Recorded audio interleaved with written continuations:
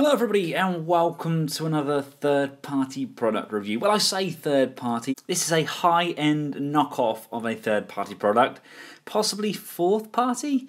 It's from the guys over at WUKONG. It is, of course, the KO version of Slice Strike, aka Swindle. Yes, those guys at WUKONG don't seem to care much for copyright infringement, and they just went ahead and said what they see. Yes, Mr. Chips would be proud. This is, of course, Lost Age starting today, WK-06, part of the Bruticus wave. We've got a nice picture of Swindle on the front there. We have a circle at the top here saying this is a WUKONG Collector's Edition. On the side there we have Swindle in his vehicle mode. On the back here, it just states that basically open it up. If you see that there's parts missing, then don't open the packaging, just contact your retailer. You should have all of these parts here. If we just open up this side window, here it just states here that these two weapons are designed to go in his hands only. Don't force them in into the other holes because they're not designed to go in there and they may break. So that's the box. Without further ado, let's take a look at Swindle. Here he is out of his box. First impressions, extremely impressed. Now, I've got a couple of friends who have Slice Strike, and to be honest with you, he feels exactly the same. Exactly. To be honest with you, if I didn't know this was a KO, then yeah, I would have just bought it thinking it was a Warbotron release. The chest section, obviously, it comes out of the package like this. The idea is to flip up this chest section, flip up this small tab here, which does seem to get in the way a little bit, and flip this over to the back there, tuck that in, and pop that down. And there we go. He now has no back kibble. Yeah, look at that for a backpack. That's how he's meant to be. And of course, we do get the standard weapons. We get the gun, and we get this mounting peg, and we get his normal pistol. Okay, nice. No nubbins on these to fit into the hands. These just slide straight in.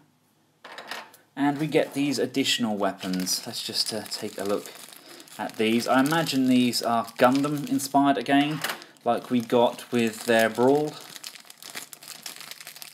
There we go. They've done this up in the same camo colours. And that just goes in the hand, and it's kind of a camo shield. Actually quite like that. That's nice. I like how it's very in keeping with the colour, although it's not exact, is it? It's not the exact colour. It's very similar, but not exact. And the other gun, again, it's just a very translucent kind of pistol thing going on there. Like I said, these are designed just to go in the hands. Now, guys and girls, you have to correct me if I'm wrong, but I don't recall the original Slice Strike coming with the shoulder adapter. The plug on the gun, if I recall, is always a bit too big to go in the holes on his shoulders. What they've done, they've included this small adapter, again, done in exactly the same colours as Swindle, and that just now pegs in onto the shoulder, like so. Therefore, he now has a shoulder-mounted cannon. Although my personal preference is to put the small pistol on the shoulder, it allows these wheels to go fully back, and then he can just mount his rifle in his hand. Let's try out these new weapons, shall we? Let's put his kind of shield section over his hand, slot that into the tab, and then close that off. It doesn't hold remarkably well. It's a bit limp, shall we say? Well, that's an added extra, isn't it? It doesn't do what it's meant to do, not at all. But the new rifle looks kind of nice. It's very similar translucent colouring to the gun, to the cannon, but not quite the same. Now let's just take a closer look. I think the sculpting on this guy is absolutely sublime. Absolutely love it. Warbotron, okay, let's give credit where credit's due. They designed this guy, done an outstanding job. I love that smirk So, yeah, I can do your deal. I can do your deal, yeah. The Arthur Daly of the Transformer world. Really, really gorgeous chest detailing. Love the silver highlights across there. Got the pulled out black there, just highlighting this area. Can add to the crotch. Got a nice silver crotch. And again, we've got really nice detailing along the sides of the legs and on the front there. Really, really good. Fantastic. I think it was Black Plastic, the written reviews and the tutorials I think I was reading, they said about how generally bots of this size, the legs and everything are really hollow. And yeah, they're right, they've filled these out completely. They've literally managed to fold things in and really fill this guy out and give him some real substance. Now let's quickly cover the articulation. Obviously it is the same as what we've got with Warbotron, but if you don't own the Warbotron figures, or if you haven't seen the Warbotron figures, let's cover it anyway. The head does rotate fully, it's on a ball. The range of motion looking up isn't vast, and down is kind of next to none. The shoulders come out and go down. You do have a nice rotation there. Very, very tight joints, but not so tight as I'm going to worry I'm going to break it. You do have the rotation at the upper bicep there. You have a bend at the elbow. The wrists do rotate, and the fingers have a pin go through. The waist, not really hindered by that back kibble, does rotate, although it is extremely tight. The legs can go that far forward, somewhat hindered by the front skirt, and that far back, again hindered by that kind of butt flap section there.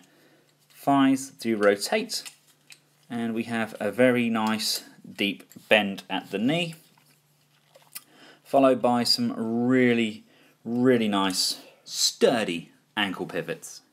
God, I really do love this Swindle. It's definitely one of the more photogenic figures I've had. He's just got such attitude about him. Here he is with his fellow Combatagon. They look fantastic together. They vastly improved the mould to Swindle. Got so much more range in those arms. Don't get me wrong though, I think both of these are fantastic, fantastic figures. The more I play with them, the more I'm tempted to stick them in my masterpiece collection. I really am. They just have that vibe about them. As much as I think they have that kind of classics look, I just think there's just far too much character there to put them in with my classics. I think they have the masterpiece character. Here they are with some more of their Decepticon comrades, and they look really good. They really do look good.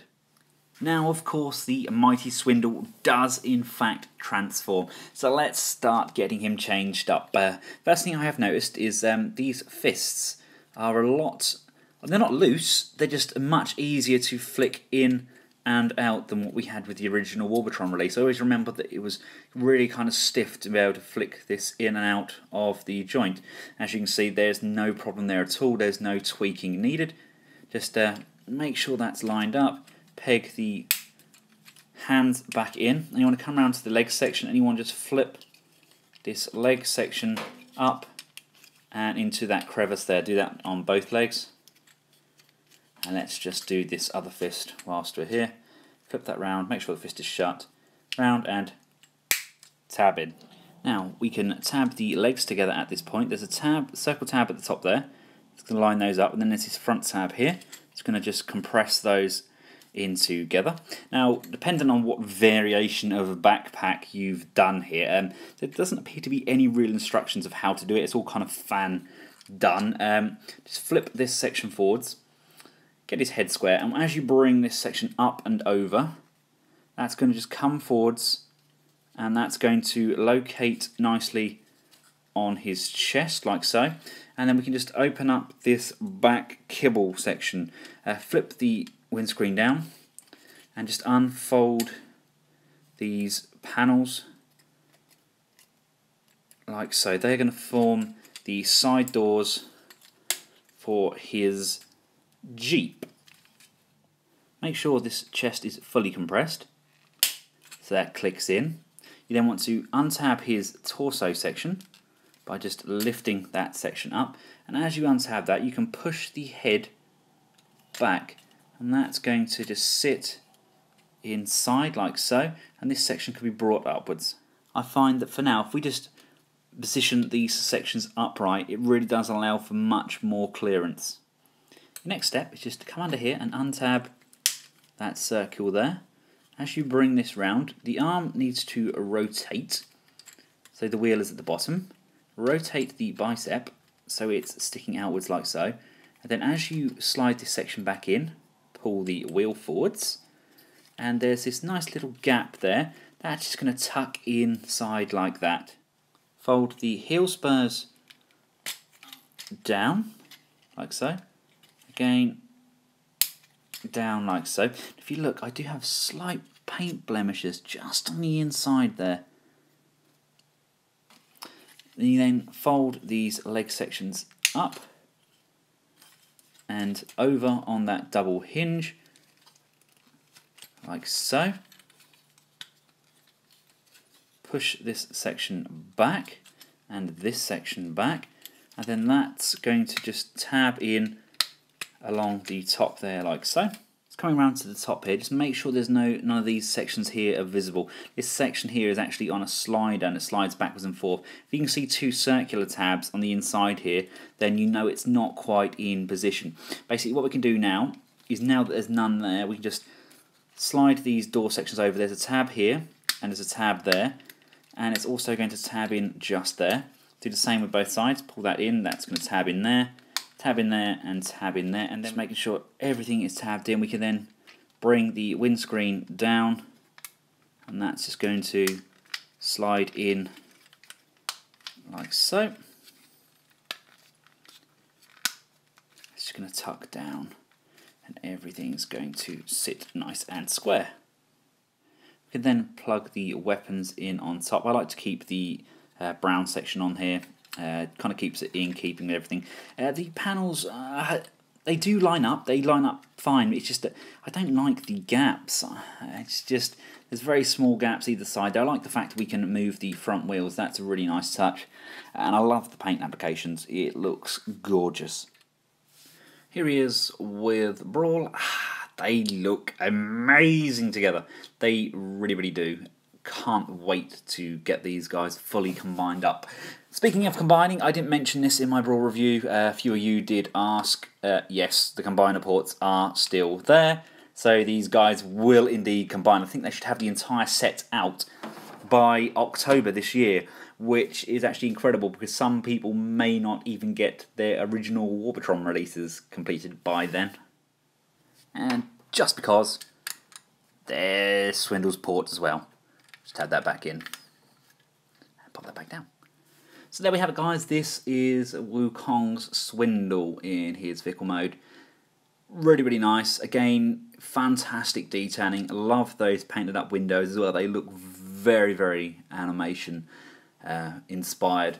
Love the guns on top there. Would like kind of a more G1 cartoon-esque gun, but I'm sure I could probably pick something up like that from Shapeways. You know what, that's a pretty good size, isn't it, really? Very, very good. I would just like to thank TF Direct for the hookup on this. If you'd like to save yourself $5 on any purchases of $55 or more, then please enter this discount code at the checkout. $5 off is $5 off, guys. If you found this video useful, please give it a big thumbs up and feel free to subscribe. As per all my usual reviews, I will have a full photo gallery of Swindle available on Benscollectables.com within the next few days. And until next time, from myself and Swindle, goodbye.